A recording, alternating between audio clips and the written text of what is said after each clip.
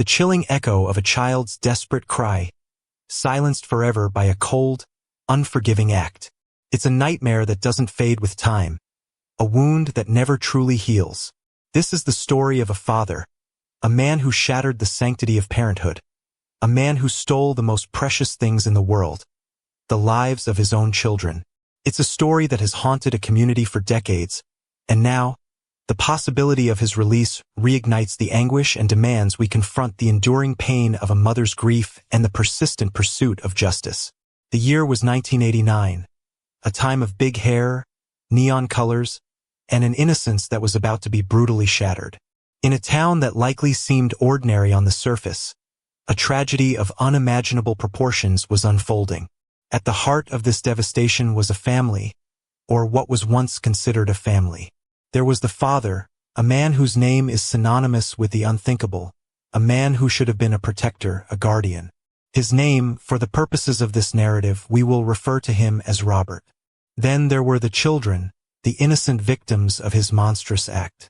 Their names deserve to be remembered, etched in the annals of this tragedy. Sarah, little Michael, Emily, and the youngest, baby Jessica. They were the light of their mother's life, the future she dreamed of, and their mother, Robert's former partner, a woman who, for years, had bravely moved on with her life and built up a new life, far away from her past. Now, she is forced to confront it once again, and confront the very real possibility that the man who took everything from her will be released from prison. The early days of the relationship between Robert and the mother were no different from other budding romances. They built a life together, a home filled with the laughter of children. Robert, on the surface, appeared to be a devoted father, a provider, a man who loved his family. But beneath that facade, a darkness brewed. Accounts from those who knew the family paint a picture of escalating tension, arguments, and a marriage that was rapidly unraveling. The details, lost in the mists of time or hidden in the shadows of trauma, remain elusive. What is known is that their marriage had ended.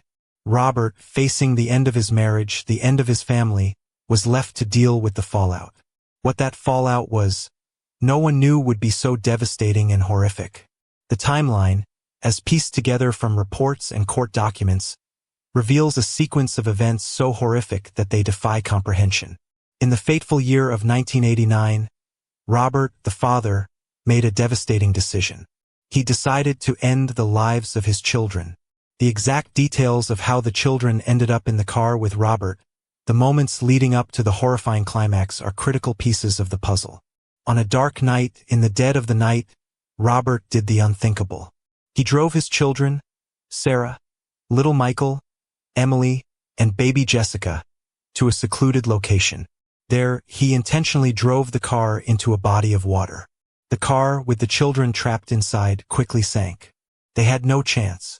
The young children, likely terrified, helpless, met their end in the cold, dark water.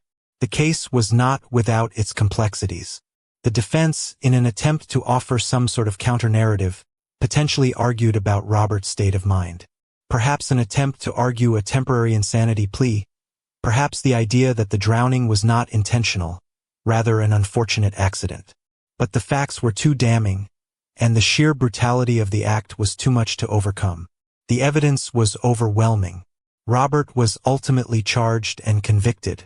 He was found guilty of murdering his 4 children. The verdict brought some measure of closure to the community, but it could never erase the immeasurable grief of the victim's mother. The mother had to live through a nightmare. The trial itself was a media circus, a spectacle of human suffering played out under the unforgiving glare of the public eye. Courtrooms were packed, and reporters scribbled furiously, recording every detail of the proceedings. The mother, forced to relive the horror of the events, exhibited incredible strength and courage, facing the man who destroyed her life. She had to sit and listen to details that would torment her for the rest of her days, knowing that the man who did this sat just feet away. The details presented as evidence. Witnesses testified, offering accounts that painted a vivid picture of the father's actions. In the end, justice prevailed. Robert was found guilty and sentenced to a term in prison. The wheels of justice, however slow and often imperfect, had turned.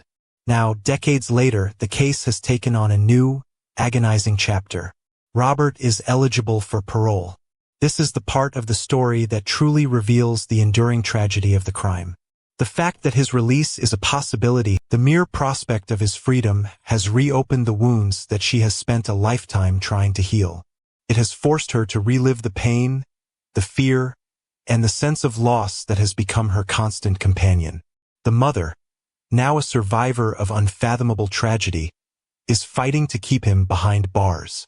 She is once again being forced to confront her past, to revisit the nightmare that claimed her children. She is not just fighting for her own peace of mind. She is fighting for justice, for the memory of her children, for a world where the perpetrators of such heinous crimes are held accountable. Her voice, the voice of a mother who lost everything, resonates with raw emotion and undeniable truth. It's a voice that echoes the cries of her lost children. It's a voice that demands to be heard. The parole hearing is not simply a legal formality. It is a battleground, a battle fought between the desire for closure and the fear of further pain. It is a test of the justice system, a reflection of society's values, and an indicator of how we treat those who have committed the most terrible acts. The parole board must weigh a mountain of evidence. They must consider the father's behavior, his remorse or lack thereof, and the potential threat he poses to society.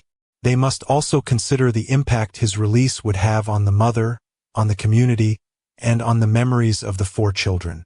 The impact of this case extends far beyond the immediate family. It has become a cautionary tale, a reminder of the fragility of life and the capacity for human cruelty. It's a reminder that the people we trust the most can sometimes inflict the most pain. It's a reminder that justice, even when served, does not always equate to healing. It is an agonizing reminder of what can be taken from you in an instant. The current status of the case is one of agonizing uncertainty. The parole board's decision hangs in the balance.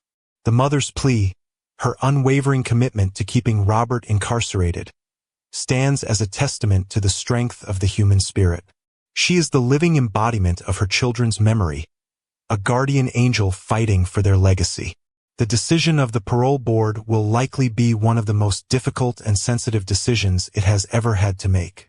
The outcome will not only determine Robert's fate, but also shape the future of the mother. The effects of the case will forever alter the lives of those involved, as well as those who learn of the case. The community will be forced to grapple with the reality of such a tragedy, the fear and loss it leaves behind. The mother, regardless of the outcome, will continue to live with the memory of her children. Whether she will be forced to face her ex-partner on the outside is one of the questions that is being asked right now. In conclusion, the story of Robert, Sarah, little Michael, Emily, and baby Jessica is a harrowing reminder of the depths of human depravity and the enduring power of grief. It's a story of a father's betrayal, the innocence of children, and the unwavering strength of a mother's love. The prospect of Robert's parole reignites the pain of the past and forces us to confront the complex issues of justice, forgiveness, and the lasting impact of violent crime. The upcoming decision of the parole board will be an inflection point, a moment that will either offer a small measure of peace or reopen the wounds of a tragedy that will continue to haunt the world for generations to come. The fight for justice continues, and the memories of Sarah, little Michael, Emily, and baby Jessica will forever be etched in our hearts.